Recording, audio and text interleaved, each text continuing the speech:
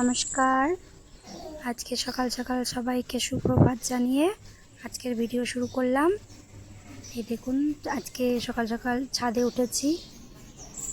বাগান আজকে সকাল সকাল ছাদে উঠে স্কুলে যে যোগাগুলো করায় সেগুলো প্র্যাকটিস করছিল। বলছিল আর তো দুদিন পর স্কুল চলে যাব, একটু এগুলো প্র্যাকটিস করে নিই, নাহলে স্কুলে গিয়ে খুব কষ্ট হবে। এতদিন ছুটিতে বাড়িতে কাটালো, এখন আমাদেরও মনটা খারাপ হয়ে যাবে আর দুদিন পর যখন স্কুল চলে যাবে। আজ দুদিন ধরে ওরও মনটা খুব খারাপ, যেহেতু দুদিন পরেই ও স্কুল চলে যাবে, মানে ওদের গরমের ছুটিটা কমপ্লিট হয়ে গেছে।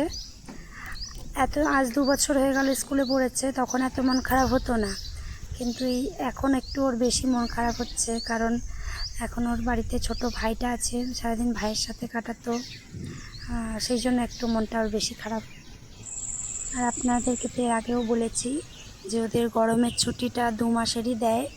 অন্য সব স্কুলে যেমন কিছু দিনের গরমের ছুটি থাকে, মানে মাসখানেকের মতো, কিন্তু নবোদয় স্কুলে কিন্তু 2 মাসের পুরো গরমের ছুটি দেয় একদম।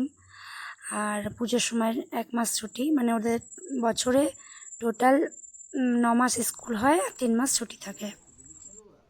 এখন আমার ছেলের মন খারাপ বেশি হচ্ছে, কারণ এই যে পুচকুটার জন্য, এই ভাইকে নিয়ে সারাদিন খেলে, ভাইয়ের জন্যই ওর বেশি মনটা খারাপ হয়ে যাচ্ছে। আর এখন জানেন তো, এই পুচকুটার জন্য আমি সেভাবে ভিডিওটা বানিয়ে উঠতে পারছি না।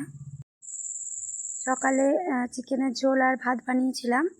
আসলে ছেলেটা তো আর 2 দিনই আছে, তো সেই জন্য ওর বাবা একটু চিকেন এনে দিয়েছিল দুপুরে, তো সেই চিকেনের ঝোল আর ভাত করে দিয়েছিলাম। সেই চিকেন থেকে একটু চিকেন পিস কটা বাঁচিয়ে রেখেছিলাম, ওটা দিয়ে বিকেলে একটু চিলি চিকেন বানিয়ে দিচ্ছি। আর সেদিন যে বিরিয়ানির চালটা মানে বাঁচিয়ে রেখেছিলাম, মানে পুরোটা তো বিরিয়ানিতে লাগাইনি, কিছুটা দিয়ে বিরিয়ানি করে দিয়েছিলাম আর কিছুটা রেখে দিয়েছিলাম। সেই বাকি চালটা দিয়ে আজকে একটু ফ্রায়েড রাইস বানিয়ে দেবো, আর সঙ্গে একটু চিলি চিকেন। এই দেখুন, ফ্রায়েড রাইসটা আমি বানিয়েছি। তা বললামই তো যে এখন সেভাবে ভিডিও করে উঠতে পারছি না ছোট বাচ্চাটাকে নিয়ে, বানানোর ভিডিওটা দেখাতে পারলাম না, কিন্তু এই দেখুন বানানো হয়ে গেছে আমার। আর এইদিকে চিলি চিকেনটাও বানানো হয়ে গেছে।